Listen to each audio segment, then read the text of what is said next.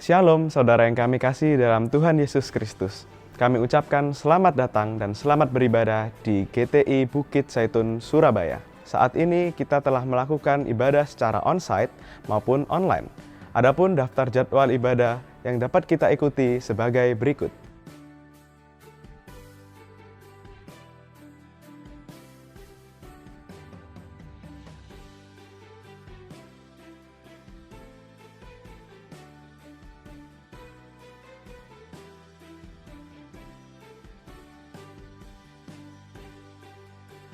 Kelompok kecil atau PS dan doa pagi tetap diadakan secara online dengan menggunakan aplikasi seperti Zoom, Google Meet, dan juga aplikasi lainnya. Untuk informasi lebih lanjut, bisa menghubungi ketua PS masing-masing atau pada kantor gereja di nomor 031 531 2222. Jemaat yang rindu memberikan persembahan ataupun perpuluhan dapat memberikan melalui QR yang tertera di layar berikut atau melalui transfer ke rekening BCA dengan nomor 50904100999 atas nama GTI Jemaat Bukit Zaitun Surabaya. Untuk memutus mata rantai penyebaran virus COVID-19, kami menghimbau Bapak Ibu Saudara agar selalu mengikuti protokol kesehatan dengan menerapkan 6M. Bapak, Ibu, Saudara, mari kita mempersiapkan hati dan pikiran untuk menerima berkat firman Tuhan. Sebab itu, marilah kita tetap menjaga suasana hadirat Tuhan di tempat kita masing-masing. Selamat beribadah, Tuhan Yesus memberkati.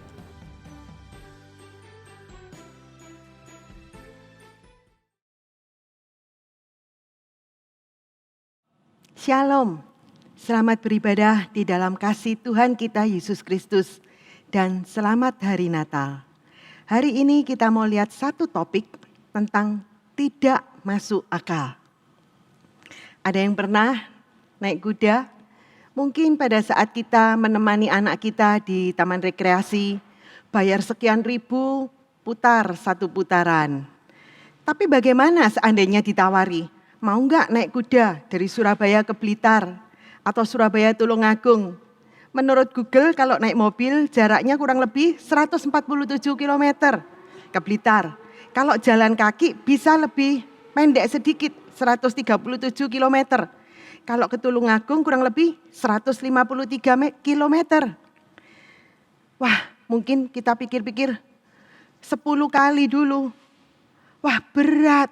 Naik kuda tidak senyaman naik sepeda motor, apalagi naik mobil, terlempar kanan kiri, kalau hujan kehujanan, kalau panas kepanasan, kena debu, bisa sakit semua badan ini.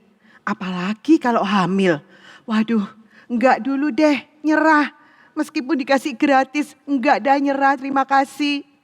Tapi itu yang dialami oleh Yusuf dan Maria. Perjalanan dari Nazaret ke Bethlehem kurang lebih sejauh 150 km. Itu lewat jalan karavan yang paling sering dilalui sejak zaman dahulu. Menurut beberapa ahli sejarah, memang ada beberapa orang yang mengatakan ada jalur yang lebih pendek sekitar 129 km, tetapi jalur itu harus melewati daerah Samaria. Pada waktu itu mereka ada satu pertentangan, nggak boleh lewat sana. Jadi orang-orang memperkirakan jalur yang dilalui oleh Yusuf dan Maria mungkin jalur yang biasa ini. Jadi dari Nazaret ke Yerusalem dulu, baru setelah itu ke Bethlehem. Kurang lebih 150 km. Dan biasanya ditempuh dalam waktu 5-7 hari. Tapi kalau orang hamil mungkin nggak bisa cepat ya, mungkin bisa 7-8 hari. Pada bulan Desember tahun 2008, ada seorang wartawan koresponden dari BBC News yang bernama Alim Makbul. Dia mencoba menelusuri kembali perjalanan Yusuf dan Maria. Dia mengatakan perjalanan sejauh 150 km itu medannya cukup berat. Pada waktu itu Alim Makbul ini dia pergi dengan satu tim. Ada guide, ada penterjemah, ada kameramen, ada pengurus izin-izin dan lain sebagainya. Satu tim yang cukup solid, sudah dipersiapkan dengan sebaik-baiknya. dalam perjalanan itu si alim dia membawa keledai. Seharusnya dia menyewa 3 keledai tapi dipakai secara bergantian. Dan dia bilang pakai keledai itu bukan tambah enak, tapi makin menyulitkan.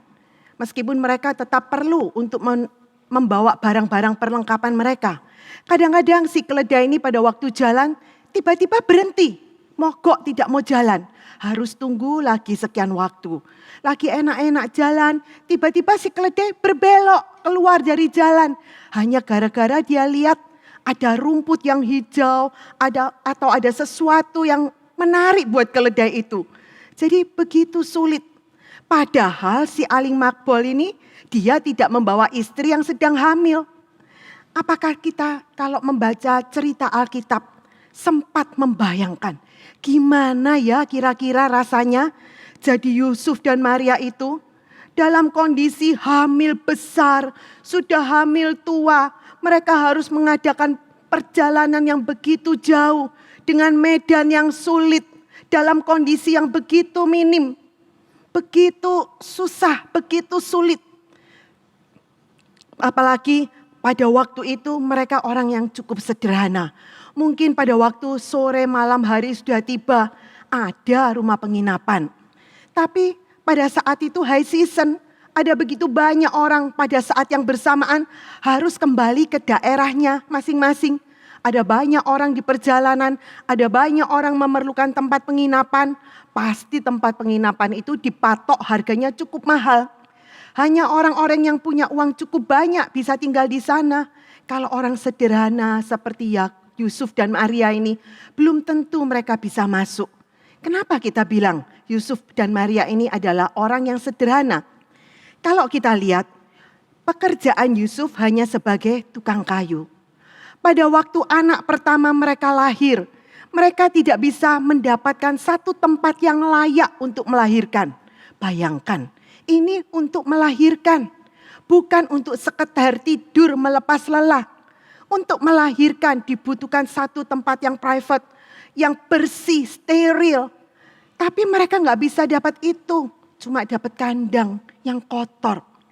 Juga untuk bayi mereka, bayi pertama yang mereka tunggu-tunggu.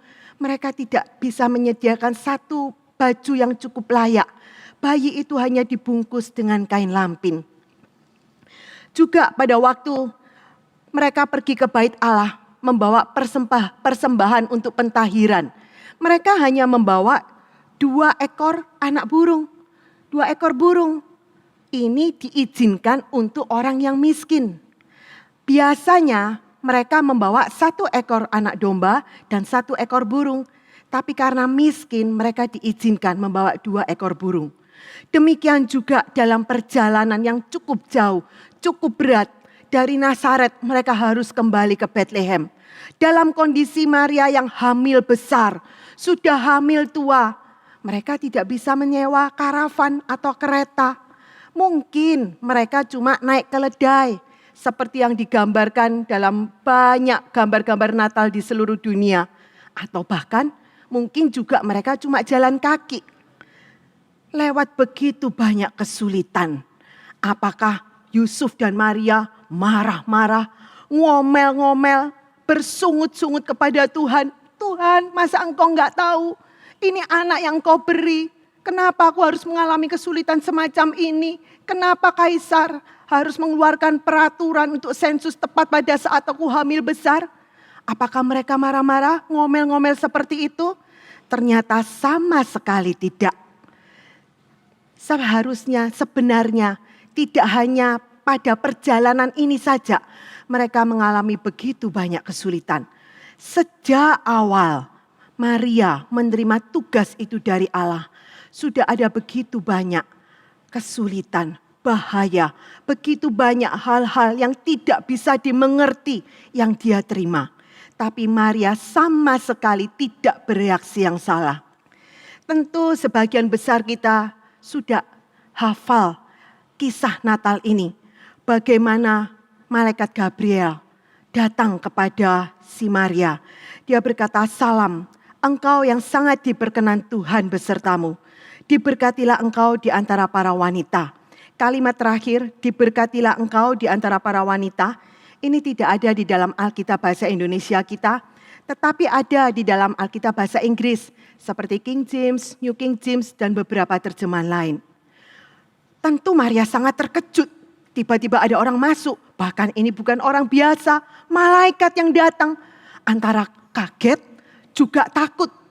Dan Gabriel dia tahu, dia berkata, jangan takut Maria, kamu dapat kasih karunia Allah.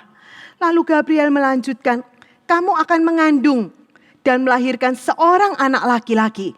Kamu harus memberi nama Yesus. Dan anak itu akan disebut anak Allah yang maha tinggi. Dengan penuh keheranan Maria bertanya, bagaimana bisa terjadi? Saya belum menikah, saya belum bersuami. Dengan sabar si Gabriel menerangkan, Roh Kudus akan turun ke atasmu. Kuasa Allah akan menaungi engkau. Karena itu anak itu akan disebut anak Allah. Dan si Gabriel ini dia melanjutkan lagi dengan satu berita yang lebih menggembirakan. Gabriel bilang, saat ini Elisabet, saudaramu yang disebut mandul itu juga sedang mengandung loh.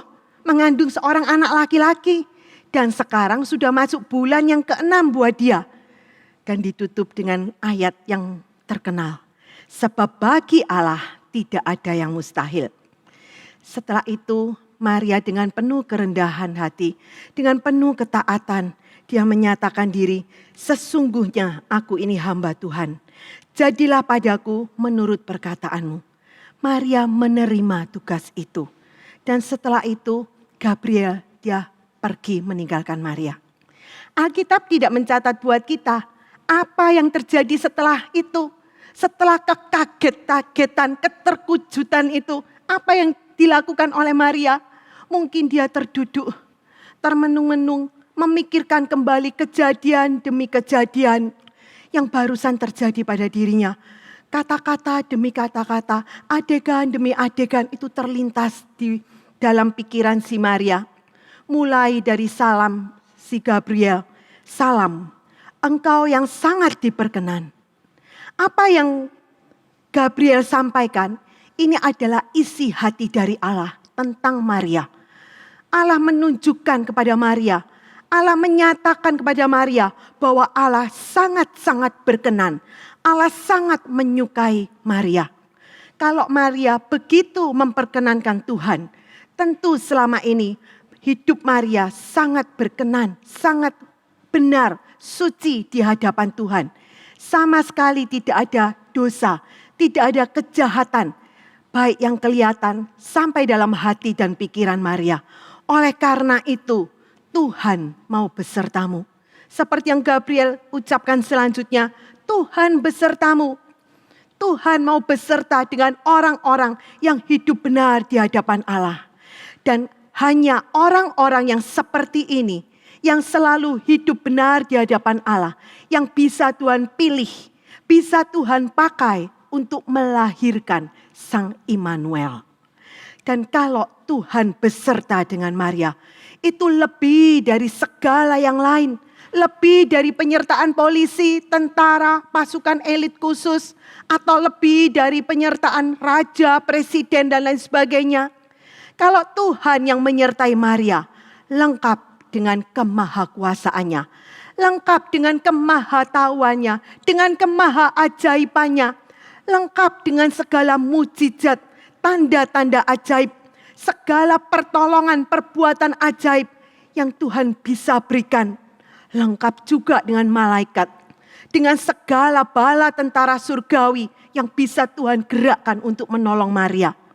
Dan tidak hanya dulu, tapi juga saat itu. Bahkan saat-saat yang akan datang, di mana pergumulan Maria jadi lebih sulit, lebih kompleks. Tuhan tahu itu.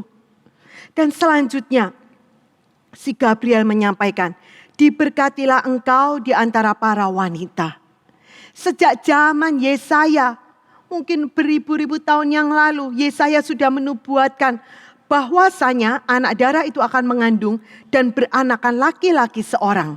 Dan dinamainya akan dia Immanuel. Dari surga Allah melihat mana anak darah yang berlayak untuk mendapat berkat khusus, berkat spesial untuk mengandung, melahirkan, merawat, membesarkan, dan mendidik putra Allah sendiri yang turun ke dunia menjelma menjadi manusia. Allah melihat, Allah mencari di seluruh dunia, di antara semua wanita yang hidup pada saat itu. Dan akhirnya Allah mendapati Maria. Meskipun kelihatannya biasa-biasa aja, kelihatannya sederhana, tapi Maria ini begitu indah di hadapan Tuhan. Sangat memperkenankan hati Tuhan. Seperti yang Gabriel katakan, Gabriel tekankan satu kali lagi, jangan takut karena engkau mendapat perkenan Allah. Ini yang Gabriel tekankan sekali lagi, beritakan lagi kepada Maria. Gak usah takut Maria, engkau dapat perkenan Allah. Dan kalau engkau dapat perkenan Allah, gak ada yang perlu ditakutkan lagi. Seperti yang Rom 8 ayat 31 mengatakan, jika Allah di pihak kita, siapakah lawan kita? Janji Tuhan yang diucapkan untuk Maria, juga untuk kita sekarang. Itu berlaku dahulu, sekarang, dan yang akan datang. Menghadapi banyak hari-hari ke depan yang penuh kebimbangan. Menghadapi tahun depan yang kita tidak tahu apa-apa. Kita bisa pegang janji ini. Tidak hanya untuk Maria, tapi juga untuk kita sekarang. Selanjutnya, si Gabriel ini mengatakan, engkau akan mengandung dalam rahimmu dan melahirkan seorang putra. Ini yang Maria belum bisa mengerti. Meskipun tadi si Gabriel sudah menjelaskan, Allah sendiri dengan caranya yang ajaib, dengan caranya yang ilahi akan memberikan anak itu ke dalam rahimmu. Pikiran manusia tidak bisa menangkap. Kalau tadi Maria menyatakan diri, saya bersedia, jadilah padaku seperti perkataanmu. Maria mengkondisikan dirinya sebagai hamba yang taat sepenuh kepada Allah. Itu semata-mata karena ketaatannya. Percaya sungguh-sungguh, taat penuh dan menyerah penuh pada kehendak Tuhan. Meskipun dengan berkata demikian, meskipun dengan menerima tugas itu, Maria mempertaruhkan masa depannya. Kalau kita baca dalam Lukas 1 ayat 27 dikatakan, kepada seorang perawan yang bertunangan dengan seorang laki-laki bernama Yusuf dari rumah Daud. Dan nama perawan itu Maria. Jadi status Maria pada saat itu adalah dia sudah bertunangan dengan Yusuf, tapi belum menikah. Pada zaman itu, pertunangan itu dianggap sebagai tahap pertama dari pernikahan. Kalau kedua pihak orang tua sudah menyetujui rencana pernikahan dari anak-anak mereka, maka diadakanlah acara pertunangan. Biasanya pada saat itu calon mempelai laki memberikan emas kawin kepada pihak perempuan. Dengan itu hubungan mereka diresmikan. Calon mempelai perempuan ini tidak boleh diberikan kepada laki-laki yang lain lagi. Setelah itu masing-masing pulang kembali ke rumah orang tuanya untuk mempersiapkan segala keperluan pernikahan. Biasanya pernikahan itu diadakan kurang lebih 1 tahun setelah acara pernikahan. Jadi pada saat itu status Maria sudah bertunangan tapi belum menikah. Tentu Maria berpikir dalam hatinya, kalau nanti aku hamil, sebentar lagi pasti akan kelihatan kehamilanku. Bagaimana caranya aku harus menjelaskan ini kepada orang-orang di sekitarku. Dan yang lebih susah lagi, bagaimana caranya aku harus menjelaskan kepada Yusuf tunanganku. Apa iya mereka mau terima? Meskipun seandainya Maria menceritakan tentang kedatangan Gabriel serta tugas yang diberikan kepadanya, apa iya mereka mau percaya? Karena memang tidak masuk akal, tidak umum, tidak lumrah terjadi, bahkan mungkin belum pernah terjadi. Tidak bisa dimengerti dengan akal. Satu-satunya alasan yang masuk akal adalah Maria sudah berzina, selingkuh dengan orang laki lain. Oleh karena itu dia jadi hamil. Ini alasan yang bisa diterima oleh umum, bisa diterima oleh akal. Dan kalau itu terjadi, Apa yang akan terjadi? Bagaimana reaksi Yusuf?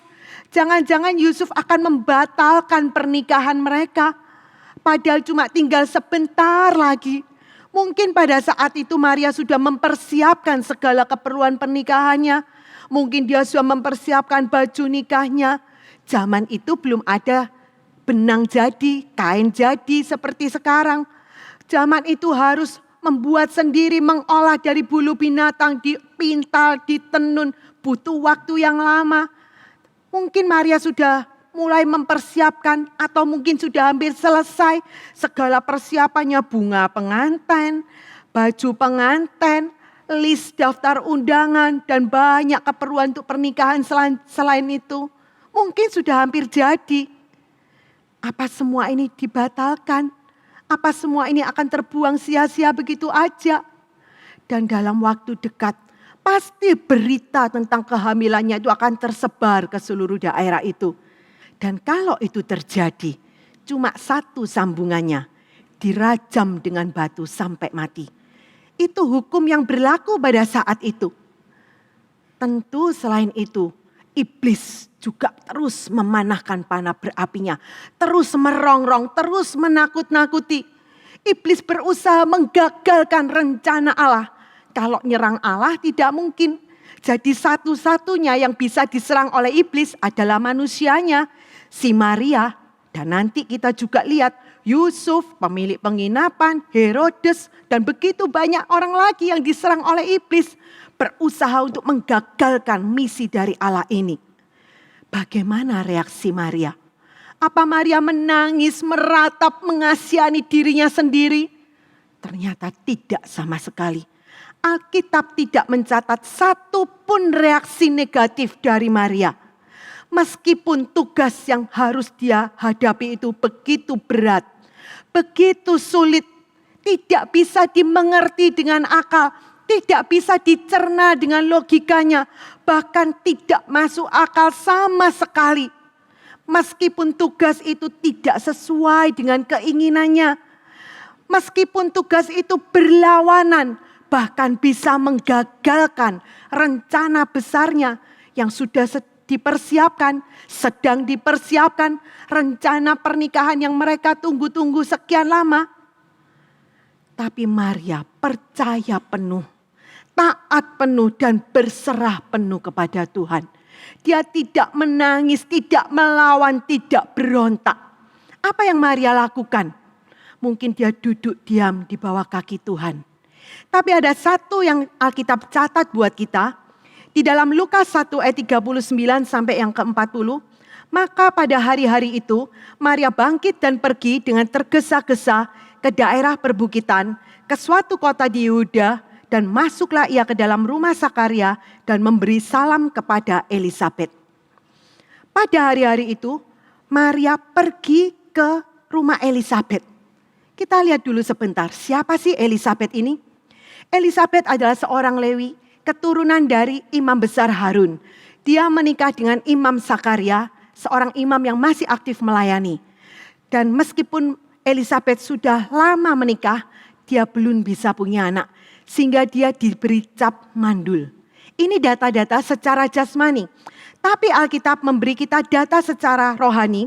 Lukas 1 ayat 6 mengatakan, keduanya adalah benar di hadapan Allah dan hidup menurut segala perintah dan ketetapan Tuhan dengan tidak bercacat.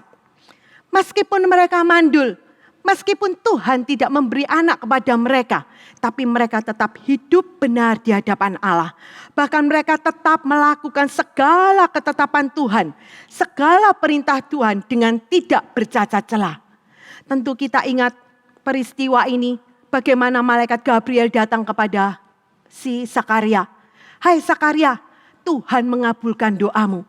Istrimu Elisabet akan melahirkan seorang anak laki-laki bagimu.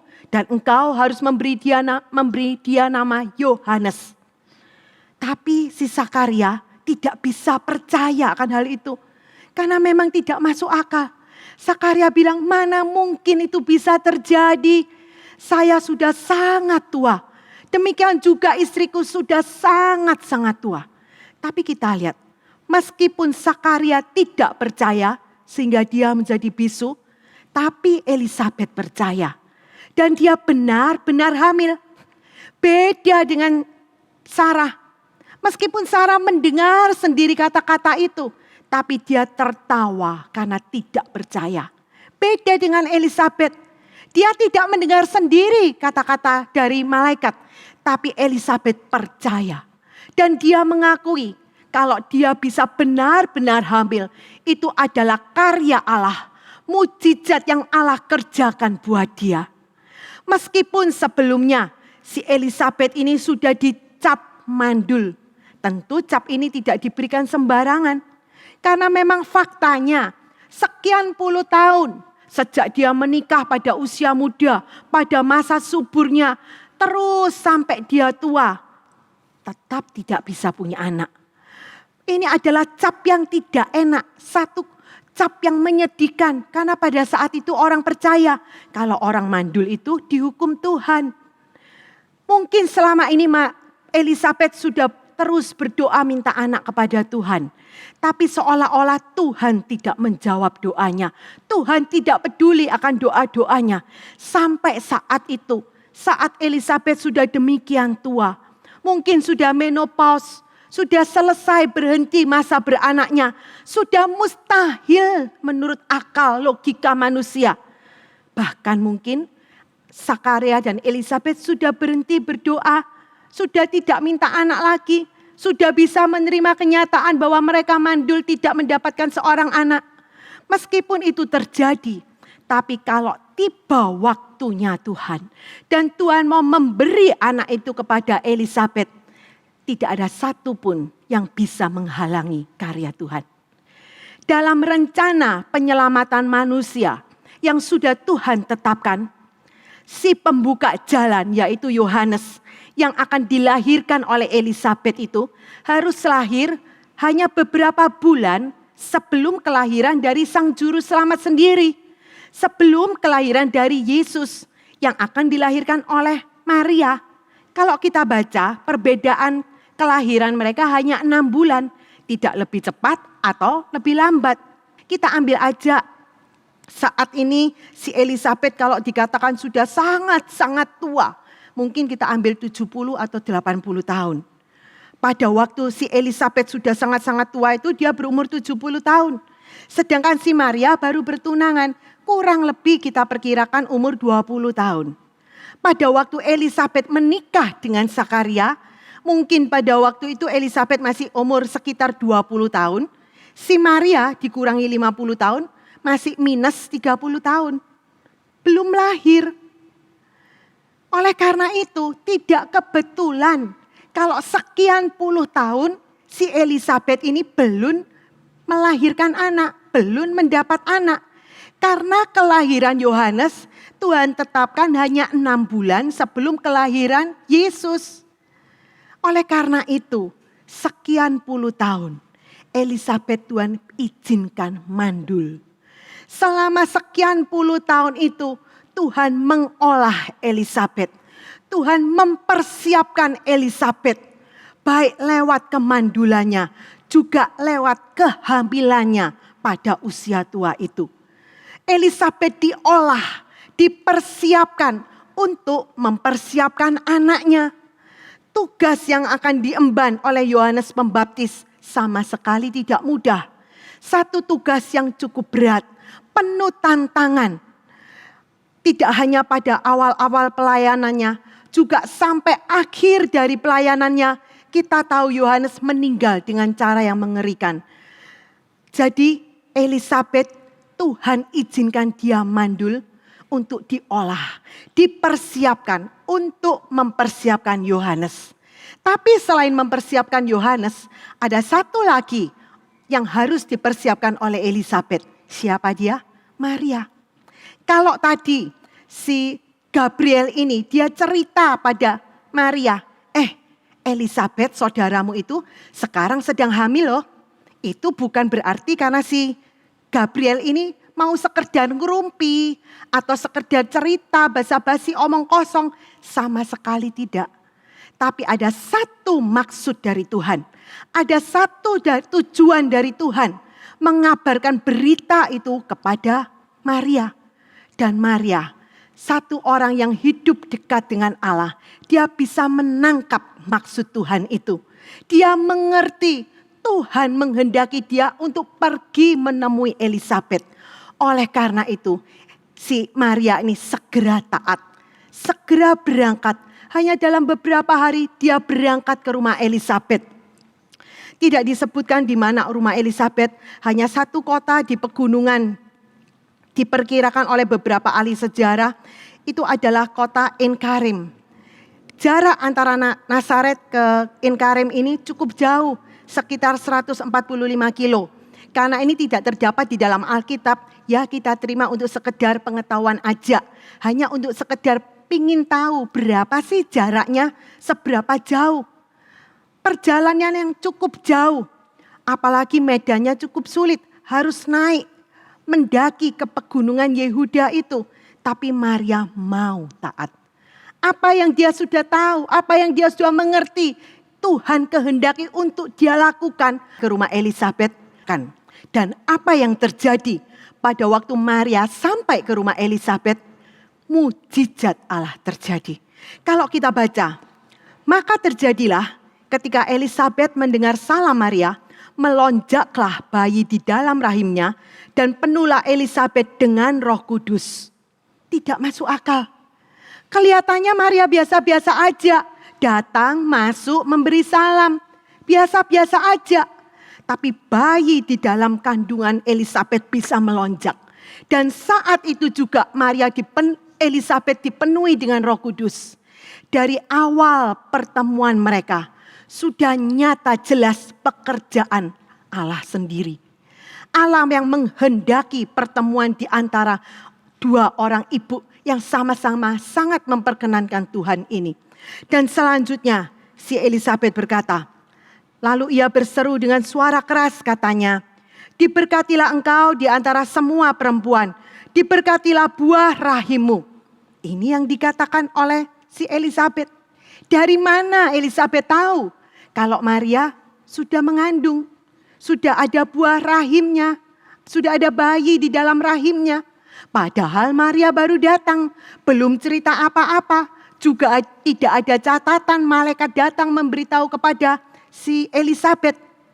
Jelas Tuhan sendiri yang menaruh kata-kata ini dalam mulut Elisabet. Tuhan memberikan marifat kepada Elisabet. Apalagi waktu si Elisabet ini dia berkata, diberkatilah engkau di antara semua perempuan, diberkatilah buah rahimmu. Tidak masuk akal. Elisabet jelas mengenal Maria, keponakannya yang sudah bertunangan tapi belum menikah. Kalau seorang perempuan belum menikah, sudah hamil, cuma satu, dirajam batu sampai mati. Kalau secara akal, tidak mungkin si Elisabet ini berkata, diberkatilah engkau, diberkatilah buah rahimmu. Kalau secara akal manusia lebih masuk akal, kalau si Elisabet ini dia berkata, terkutuklah engkau, merataplah berduka citalah engkau. Tapi Elisabet di dalam pengurapan Roh Kudus, dia tidak berkata seperti ini. Dia berkata, diberkatilah engkau di antara semua perempuan. Persis seperti kata-kata Gabriel. Jelas-jelas Tuhan sendiri yang menaruh kata-kata itu dalam mulut Elisabet. Untuk apa Tuhan memberikan pengulangan ini? Untuk meneguhkan Maria. Untuk meyakinkan Maria. Untuk menguatkan Maria. Yang mungkin pada saat itu pikirannya juga penuh tanda tanya. Bagaimana aku harus mengatakan kepada Yusuf? Bagaimana aku harus menerangkan kepada orang-orang di sekitarku tentang kehamilanku ini? Tuhan sendiri yang meneguhkan dan menguatkan iman Maria. Apalagi selanjutnya, Lukas 1:43, si Elisabet berkata, bagaimanakah hal ini terjadi padaku, sehingga ibu Tuhanku datang kepadaku? Secara akal, Maria yang jauh lebih muda dari dia, bagaimana mungkin disebut sebagai ibu Tuhanku? Tuhan yang sudah disembah oleh Elisabet sekian puluh tahun. Pada waktu si Maria belum lahir, bagaimana mungkin? Jelas ini kata-kata dari Tuhan. yang Elisabet keluarkan untuk meneguhkan Maria, menguatkan Maria. Dan selanjutnya Elisabet berkata, berbahagialah ia yang mempercayai bahwa semua hal yang telah dikatakan kepadanya dari Tuhan itu akan terlaksana. Seperti pedang bermata dua, firman Tuhan ini tidak hanya menguatkan Maria, tapi juga menguatkan Elisabet di masa-masa kehamilan pada masa tuanya. Dan nantinya ini diaminkan oleh Maria dalam Lukas 1 ayat 48. Mulai sekarang segala generasi akan menyebut saya berbahagia. Dan Maria memuliakan Tuhan. Kalau kita baca kata-kata itu spontan keluar dari satu hati yang penuh syukur kepada Allah. Dan kita yakin dalam waktu-waktu selanjutnya 3 bulan kebersamaan mereka selama Maria tinggal di rumah Elisabet, pasti mereka saling menguatkan, saling mengisi, sharing. Mungkin Elisabet dia menceritakan bagaimana terkejutnya dia ketika dia mendapat berita tentang kehamilannya.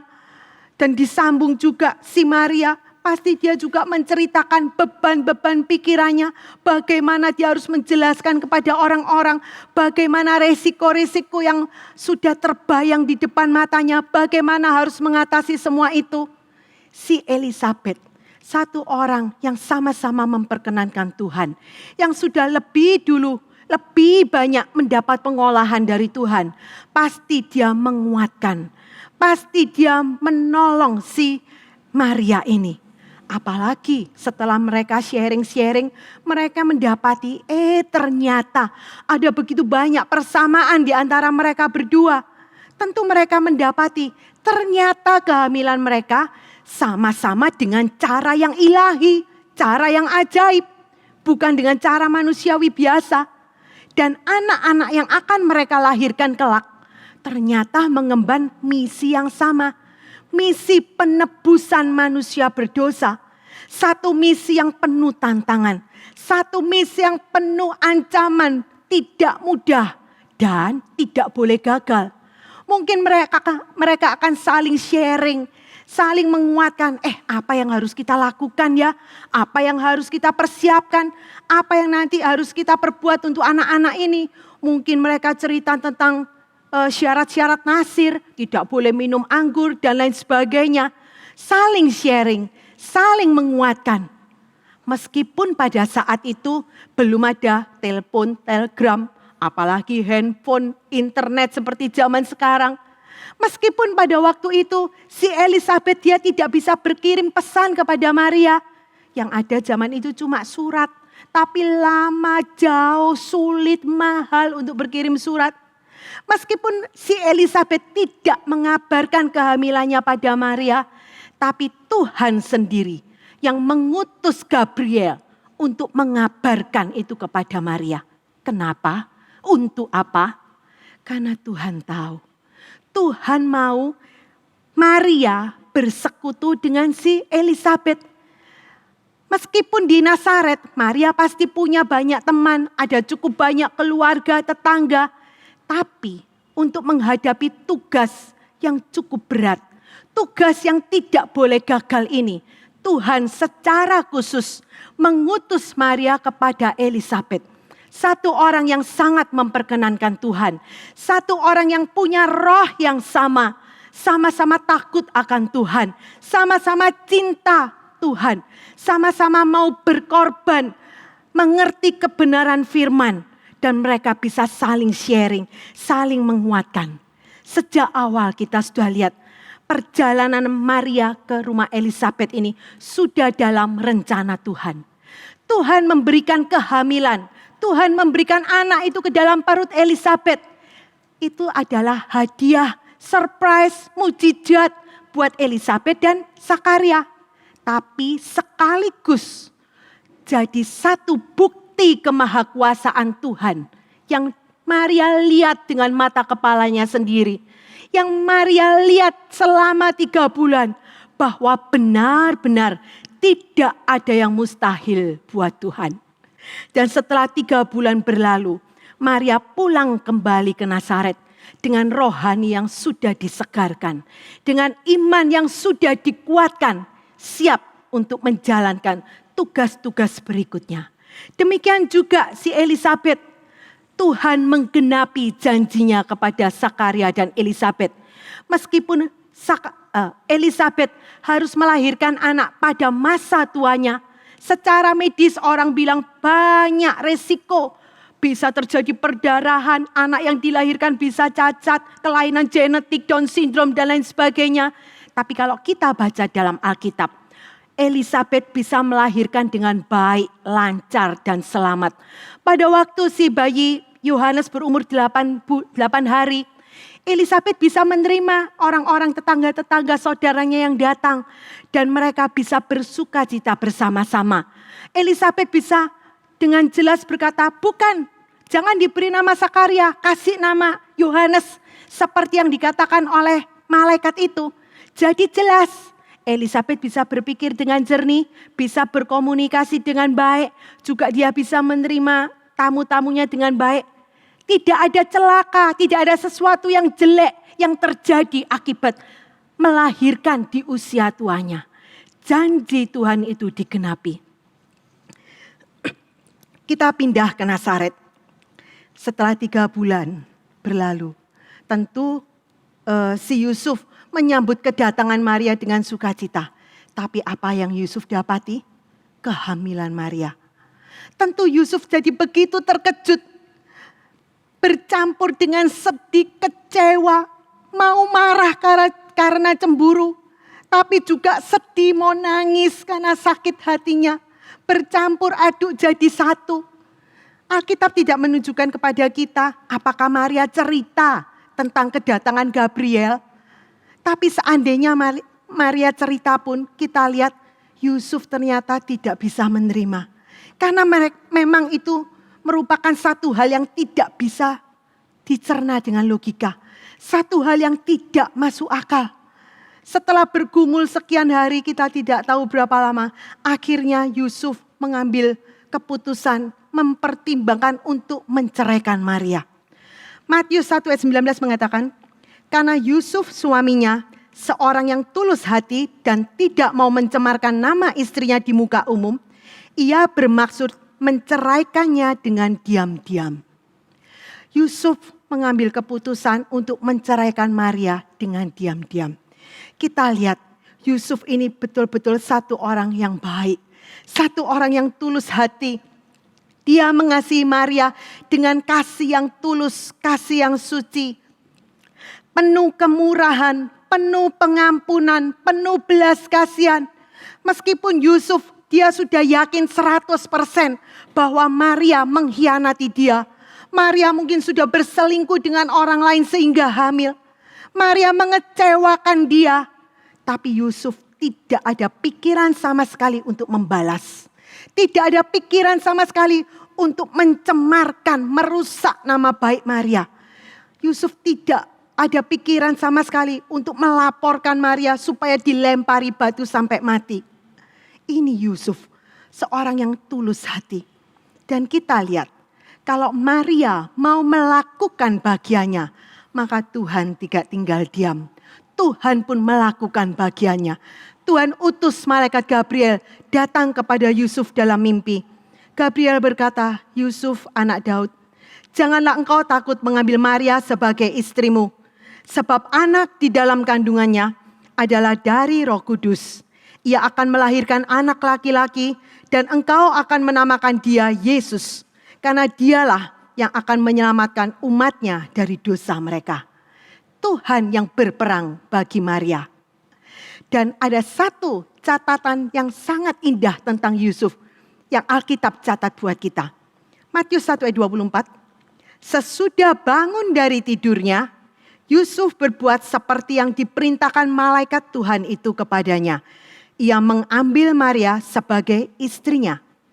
Begitu bangun dari tidur, Yusuf segera melakukan, menaati apa yang sudah Tuhan perintahkan kepadanya. Tanpa menunda-nunda waktu, tanpa lagi banyak pertimbangan ini, itu. Tanpa minta bukti kemurnian Maria, tanpa minta jaminan kesetiaan Maria, bahkan tanpa sepatah kata pun, Yusuf melakukan apa yang sudah Tuhan perintahkan kepadanya. Meskipun itu secara akal bertentangan dengan fakta.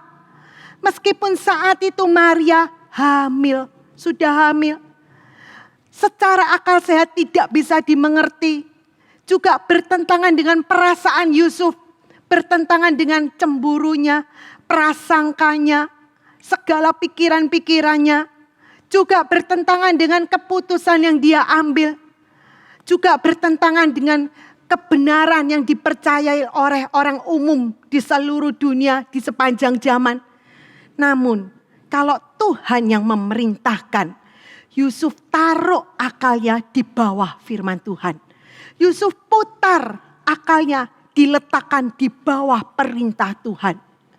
Dia putar juga perasaannya, dia buang cemburunya, dia buang curiga prasangkanya, buang semua.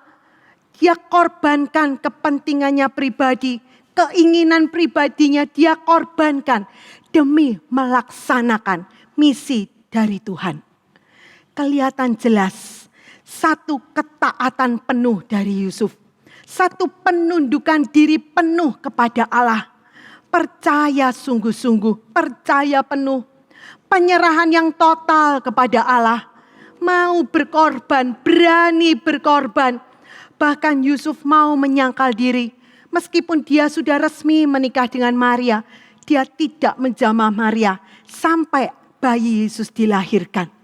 Oleh karena itu tidak salah kalau Tuhan memilih Yusuf dipercayai sebagai bapak pengasuh dari putra manusia Yesus.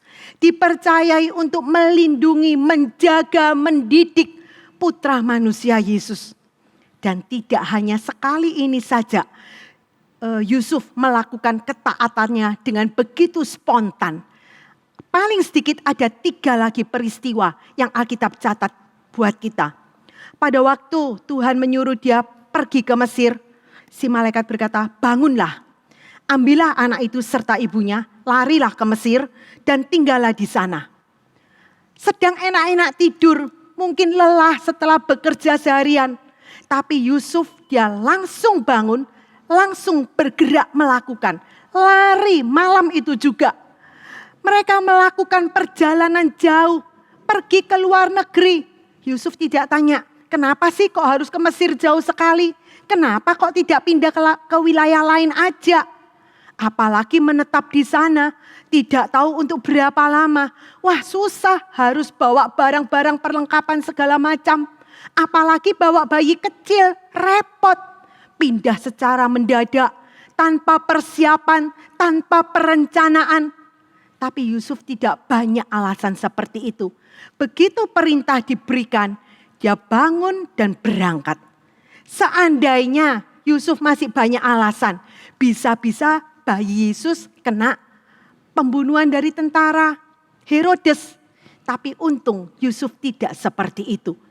Demikian juga ketika Herodes sudah mati, malaikat berbicara kepada Yusuf, bangunlah, ambillah anak itu serta ibunya dan berangkatlah ke tanah Israel. Karena mereka yang hendak membunuh anak itu sudah mati. Tanpa banyak bicara, tanpa banyak menunda, si Yusuf berangkat. Bawa anak istrinya kembali ke Israel. Lagi ketika mereka melihat Archelaus menjadi raja di Yudea, si Yusuf takut. Tidak pergi ke Yudea dan Tuhan mengarahkan Yusuf untuk pergi ke daerah Galilea. Yusuf segera menaatinya. Dia berangkat ke Galilea dan tinggal di kota Nazaret. Tapi justru dengan cara itu putra manusia menggenapi nubuatan nabi-nabi yang sudah dinubuatkan jauh-jauh hari sebelumnya. Bahwa Yesus akan dikenal sebagai orang Nazaret. Semua ini tidak lepas dari andil Yusuf. Satu orang yang begitu taat sepenuh hati kepada Allah. Ini juga yang Tuhan kehendaki kita lakukan.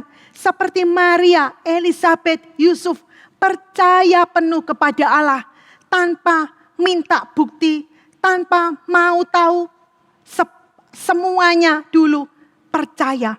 Apa yang Tuhan berikan, percaya. Sebagian besar kita mungkin pernah ke dokter ya. Biasanya kalau ke dokter itu akan tanya ini itu, bagaimana riwayat kesehatan, lalu periksa sedikit, periksa. Kemudian dokternya mulai menulis resep. Beli ya Bu, diminum ini 3 kali sehari, yang ini 1 kali sehari. Apa ada saudara yang pernah tanya, sebentar dok, sebelum saya beli obat ini, sebelum saya minum obat ini, tolong jelaskan saya dok, saya ingin tanya dulu, obat apa yang dokter berikan kepada saya ini? Kenapa dok kok harus obat ini? Bagaimana cara kerjanya obat ini dok? Apa manfaatnya? Berapa lama saya bisa dapat hasilnya dok? Bagaimana seandainya saya tidak lihat ada hasilnya dok? Efek sampingnya apa? Ada yang pernah tanya seperti itu? Tidak pernah ya. Mungkin bisa disuruh keluar sama dokternya ya. Ini kepada seorang dokter. Cuma seorang manusia masih bisa salah. Tapi kita sudah mau nurut. Disuruh minum obat ini meskipun tidak mengerti, nurut. Disuruh periksa darah, disuruh CT scan, disuruh apa lagi macam-macam, nurut. Tapi kenapa kalau dengar suara Roh Kudus berbicara, kalau dengar khotbah, kalau baca Alkitab seringkali masih ngelawan, nggak masuk akal. Nggak mungkin ini bisa terjadi, mustahil ini bisa terjadi. Selalu minta yang masuk akal dulu, minta bisa dicerna dulu, minta mengerti sampai akhirnya, mengerti semua dulu, baru mau taat, baru mau melakukan, baru mau percaya. Ini yang sering kali terjadi. Satu kali pada waktu anak saya sedang mengikuti webinar, ada satu alumni dia cerita, dulu pada waktu saya masih kuliah, saya paling benci dengan mata kuliah perhitungan. Baik perhitungan bahan baku, bahan setengah jadi, bahan perhitungan overhead, biaya tenaga kerja, mesin dan lain sebagainya. Saya paling gak suka dengan hitung-hitungan itu, alumni ini cerita. Tapi pada saat usaha saya mulai berkembang, saya mau meningkatkan penjualan saya mau memasarkan lebih luas lagi produk-produk saya terpaksa menghadapi perhitungan-perhitungan ini untuk menghitung berapa biaya produksi, berapa biaya pokok 1 unit, berapa laba rugi. Terpaksa saya cari lagi materi kuliah yang dulu saya buang-buang, yang saya hinakan itu. Saya cari lagi, saya pelajari lagi. Ini dosen-dosen secara manusia aja tidak memasukkan mata kuliah secara sembarangan. Materi-materi itu dipilih. Mereka yang sudah menjalani lebih dulu tahu nanti satu kali kelak kamu akan membutuhkan materi ini. Oleh karena itu dimasukkan ke dalam kurikulum. Kalau dosen aja bisa memikirkan. Meskipun kalau zaman berubah, sistem berubah, bisa-bisa perhitungannya juga berubah. Karena cara kerja juga berubah. Tapi Allah yang kita sembah tidak pernah berubah. Allah yang kita sembah tidak pernah terbayang sedikit perubahan pun. Oleh karena itu Tuhan berkata, mengerti tidak mengerti, percaya. Mengerti enak tidak enak, taat akan perintah Tuhan. Meskipun ada sesuatu yang kita belum bisa mengerti, meskipun ada sesuatu yang tidak bisa dicerna dengan akal logika kita, taat, tetap lakukan apa yang Tuhan sudah katakan. Tidak cuma kita, juga Yohanes, nabi terbesar. Dia tidak bisa mengerti. Pada waktu Yohanes membaptiskan begitu banyak orang, Putra manusia Yesus datang juga minta dibaptiskan oleh Yohanes. Yohanes berkata, aku yang perlu dibaptiskan olehmu. Kenapa kok sekarang engkau yang datang padaku? Tapi dengan rendah hati, Yesus berkata, biarlah hal ini terjadi, karena demikianlah sepatutnya kita menggenapkan seluruh kehendak Allah. Matius 3:15. Yesus mengingatkan, meskipun kita tidak bisa mengerti, meskipun tidak cocok dengan perasaan kita, apa yang sudah Tuhan katakan, Itu harus kita lakukan, harus kita genapkan. Dan mendengar itu si Yohanes, dia menurut. Dia mau membaptiskan putra manusia Yesus. Demikian juga pada waktu Yesus membasuh kaki 12 muridnya. Murid-murid ini tidak bisa mengerti kenapa Yesus melakukan itu. Tapi Yesus berkata kepada mereka, apa yang aku perbuat kamu belum mengerti sekarang. Tapi engkau akan mengetahuinya kemudian. Yohanes 13 ayat yang ke-7. Mungkin sekarang kita belum mengerti. Tidak bisa masuk akal. Tidak bisa dicerna dengan logika. Kenapa Tuhan? Kenapa begini begitu? Tapi kalau Tuhan sudah berbicara dan itu cocok dengan firman Tuhan, apalagi Roh Kudus sudah meyakinkan, meneguhkan di dalam hati kita, lakukan. Seperti contoh-contoh yang diberikan oleh Elisabet. Gak mungkin aku bisa hamil, bisa punya anak di usia yang sudah sedemikian tua. Juga Maria, mana mungkin bisa punya anak? Bagaimana harus menghadapi umum nanti? Juga Yusuf, mana mungkin tidak berzina, bisa hamil dari Roh Kudus, dari Allah. Begitu banyak pertanyaan-pertanyaan, begitu banyak kejadian, terutama yang dialami Maria. Maria yang lebih banyak diceritakan oleh Alkitab, sampai Yesus berusia 12 tahun, sampai Yesus melayani di Kana, di Kapernaum, bahkan sampai akhir hidupnya ketika Yesus tergantung di atas salib yang hina.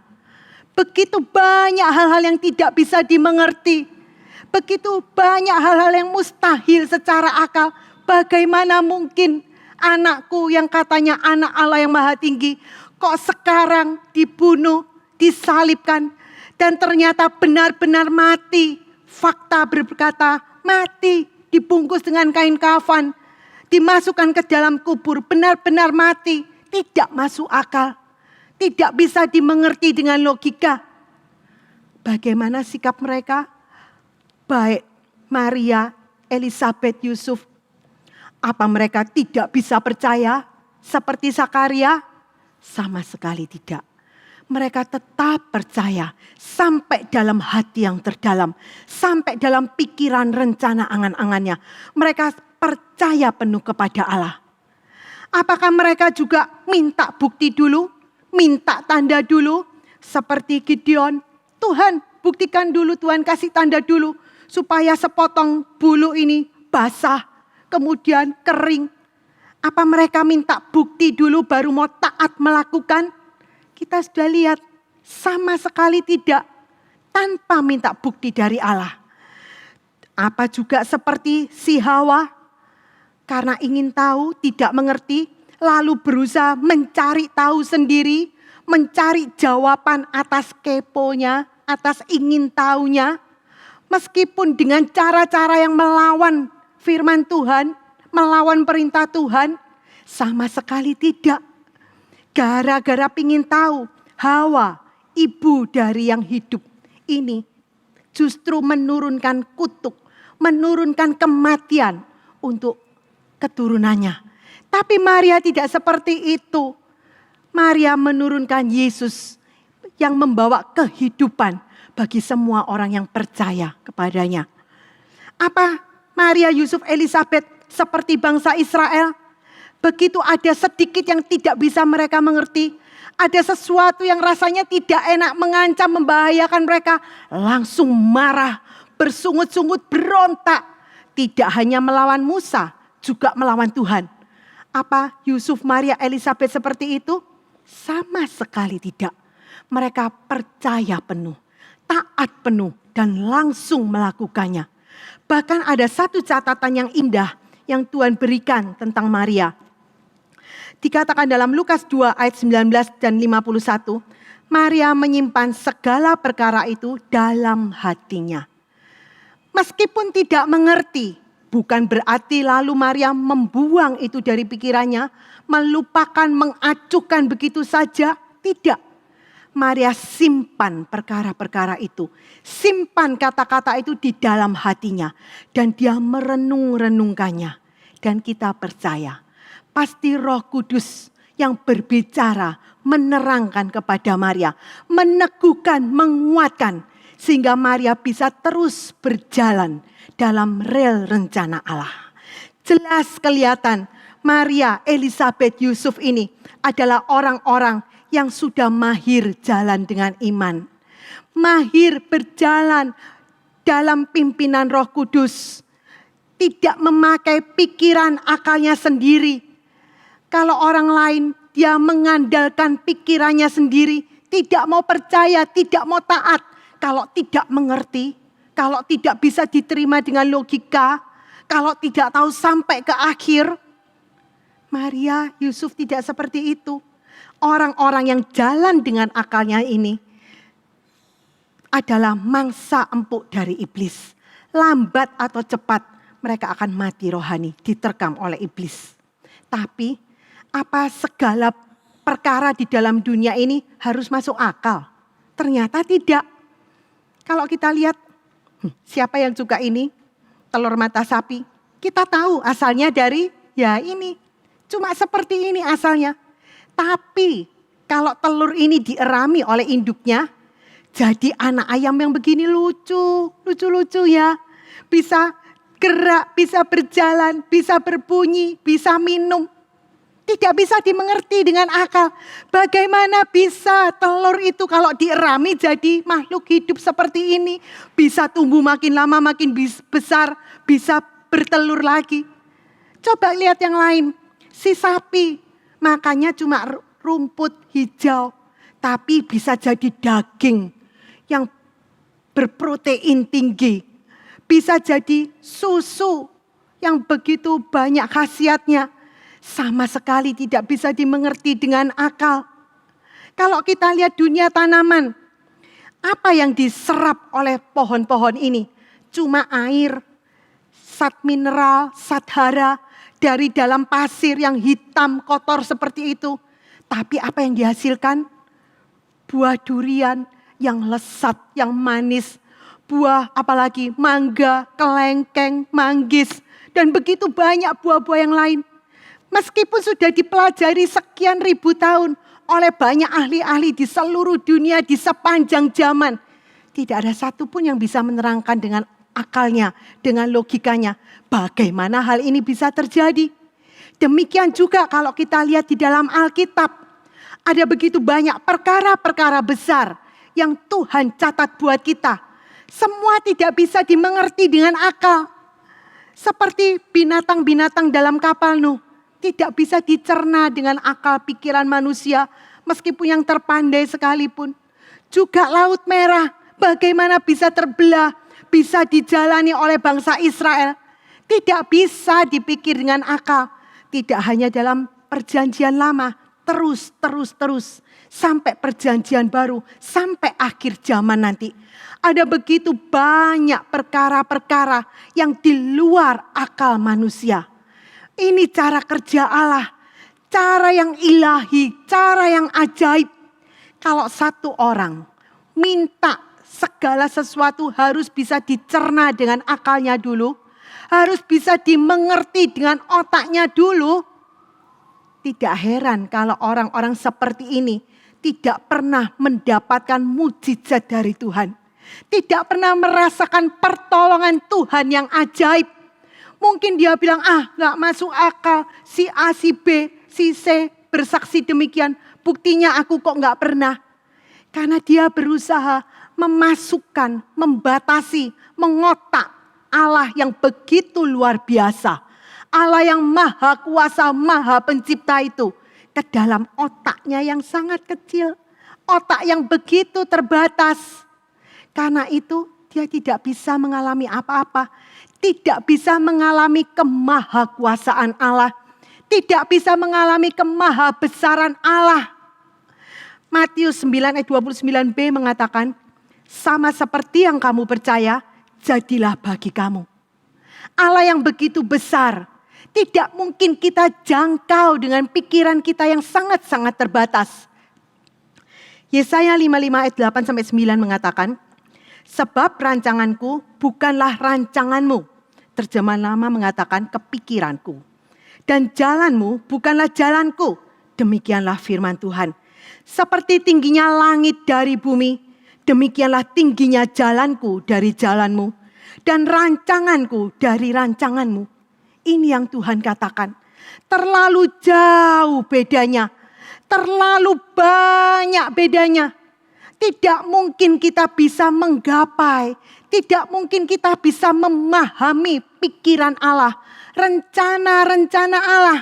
Tidak mungkin kita bisa masukkan dalam otak kita yang sangat kecil ini. Kalau kita mau percaya penuh kepada Allah, seperti Yusuf, Maria, Elizabeth, meskipun otak ini berkata mustahil, enggak logis, enggak mungkin, enggak masuk akal. Tapi kalau kita mau percaya, Markus 9 ayat 23 mengatakan segala perkara boleh jadi bagi orang yang percaya. Seperti yang Efesus 3 ayat 20-21 katakan, maka bagi dia yang sanggup melakukan dengan sangat limpahnya, melebihi semua yang kita minta atau pikirkan, sesuai dengan kuasanya yang bekerja di dalam kita, baginyalah kemuliaan. Allah yang kita sembah, Allah yang maha kuasa, sang pencipta semesta, dia sanggup melakukan bagi kita segala sesuatu jauh melebihi segala yang bisa kita pikirkan, melebihi segala yang bisa kita minta. Sehingga ayat 1 Korintus 2 ayat 9 itu digenapi dalam hidup kita. Melainkan seperti yang tersurat, barang yang mata tiada tampak dan telinga tiada mendengar, dan yang tiada timbul di dalam hati manusia, itulah yang disediakan Allah bagi orang yang mengasihi Dia. Yang penting kita lakukan bagian kita. Sampai di mana yang kita tahu, lakukan. Kalau kita mau melakukan, seperti yang sudah Tuhan tunjukkan lewat kisah Natal ini, setahap demi setahap, Tuhan meneguhkan, Tuhan menguatkan, Tuhan menolong sehingga iman mereka dibangkitkan kembali. Tadi kita sudah lihat bagaimana Tuhan pakai mulut Elizabeth untuk meneguhkan iman Maria. Menguatkan, membangkitkan kembali imannya. Juga di tengah kebingungan Yusuf, Tuhan kirimkan malaikatnya. Tuhan bisa pakai selain cara-cara yang biasa, juga cara-cara yang ilahi. Segala perkara Tuhan bisa pakai. Juga pada waktu mereka harus melahirkan di dalam kandang yang begitu kotor, Tuhan sendiri yang turun tangan, Tuhan sendiri yang campur tangan menjaga, melindungi sehingga ibu dan bayi boleh lahir dengan selamat. Demikian juga setelah itu Tuhan kirimkan gembala-gembala yang sama sekali tidak mereka kenal, datang membawa berita yang begitu meneguhkan. Bukan surat kabar manusia yang mengabarkan kelahiran sang juru selamat, tetapi malaikat-malaikat dari surgawi, bala tentara surgawi mengabarkan berita kelahiran juru selamat. Dan tentu ini menguatkan Yusuf dan Maria. Tidak sampai di situ saja, juga berikutnya bagaimana Simeon, satu orang yang benar, meneguhkan lagi iman Yusuf dan Maria. Disambung dengan Hana. Disambung lagi sekian waktu berikutnya 3 orang Majus dari timur. Dari jauh mereka datang untuk menguatkan iman Yusuf dan Maria. Mempersiapkan mereka untuk menghadapi hal-hal berikutnya. Tantangan-tantangan berikutnya. Tuhan sudah persiapkan segala kebutuhan Yusuf, Maria, dan bayi Yesus. Demikian juga seterusnya, terus sampai akhirnya Yesus bangkit dan naik ke surga. Allah mengirimkan Roh Kudus kepada murid-muridnya, juga kepada Maria. Dan kita yakin Roh Kudus ini menguatkan Maria, sehingga dia bisa terus berjalan di dalam kehendak Allah, di dalam rencana Allah. Jadi kita lihat, meskipun ada begitu banyak bahaya, ada begitu banyak tantangan, ancaman, kesulitan, datang silih berganti dalam hidup Maria, Yusuf, begitu menakutkan secara akal. Tapi tangan kasih pemeliharaan dari Allah, penyertaan, pertolongan, mujizat dari Allah juga datang tepat pada waktunya. tidak pernah terlambat. Sama sekali tidak pernah terlambat. Tepat pada waktunya Allah berkarya bagi mereka yang sungguh-sungguh percaya kepada Allah. Dan satu persatu, meskipun rasanya sulit, meskipun rasanya sakit, peristiwa-peristiwa itu, ancaman bahaya itu jadi seperti jarum di tangan Allah. Menusuk, merenda hidup Yusuf, merenda hidup Maria. Jadi makin lama makin indah, makin berkenan di hadapan Allah. Karena itu melalui sedikit kisah Natal ini, Tuhan mengingatkan kita.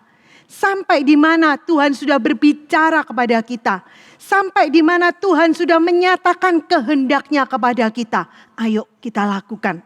Seperti Filipi 3 ayat 16 mengatakan, tetapi sampai di mana kita tiba, biarlah kita berjalan menurut peraturan itu juga. Dan biarlah kita memikirkan hal itu juga. Sampai di mana Tuhan sudah membukakan, Tuhan sudah menyingkapkan, memberikan kepada kita. Ayo kita lakukan dengan taat. Tanpa banyak tanya, tanpa banyak alasan. Lakukan kehendak Tuhan itu. Apalagi kalau Roh Kudus sudah meneguhkan hati kita. Jangan minta tahu dulu sampai ke akhirnya. Jangan minta mengerti dulu. Ulangan 29 ayat 29 mengatakan hal-hal yang tersembunyi itu buat Tuhan. Tapi hal-hal yang sudah Tuhan nyatakan itu buat kita. Nanti kalau sudah tiba saatnya, Tuhan sendiri akan menyingkapkan buat kita. Mari kita belajar. Seperti Yusuf, Maria, Elizabeth. Mengerti tidak mengerti. Enak tidak enak. Tetap percaya. Tetap taat penuh kepada Tuhan. Mari kita mau menyanyikan satu lagu yang indah ini. Percaya di saat ku tidak mengerti.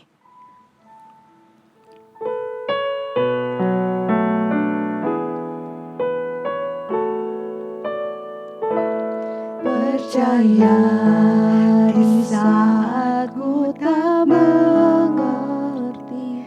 Percaya di saat ku tak melihat. Percaya, ku percaya kasih-Mu sertaku.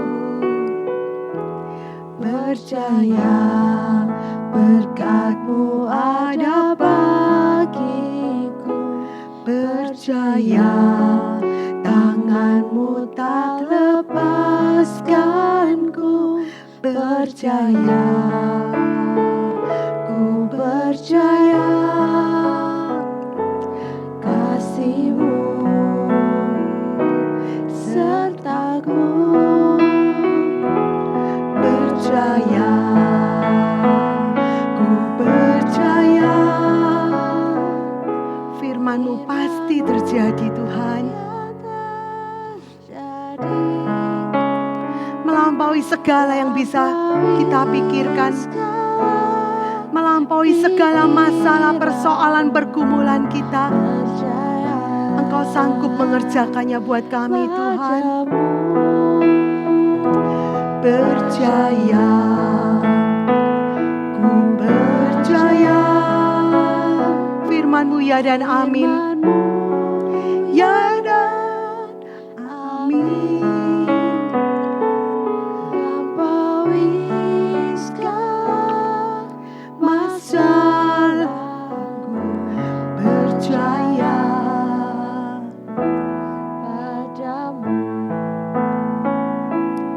Percaya padamu, percaya padamu. Terima kasih Bapa, ajar kami Bapa, ingatkan kami Roh Kudus untuk selalu percaya kepadamu Bapa.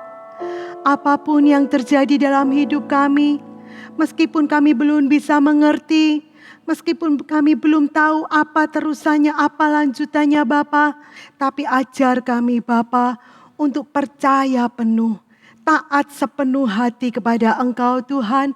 Dan kami yakin Tuhan, pada saat kami percaya, pada saat kami mau melakukan kehendak-Mu Tuhan, Engkau sendiri yang turun tangan, Engkau sendiri yang campur tangan Tuhan, dan Engkau bisa menyatakan karya-Mu Tuhan dalam riwayat hidup kami Bapa.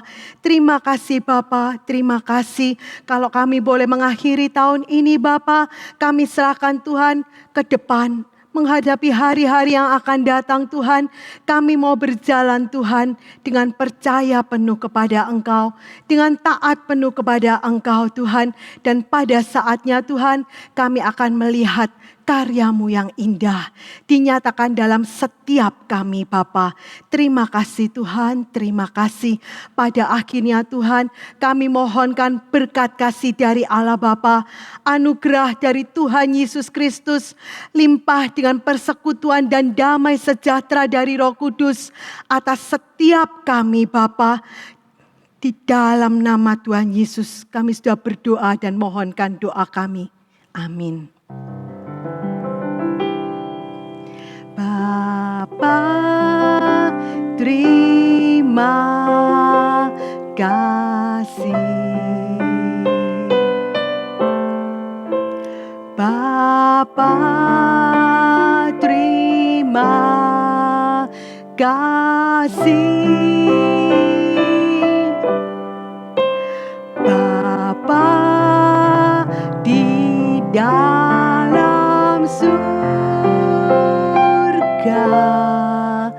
ku beri terima kasih.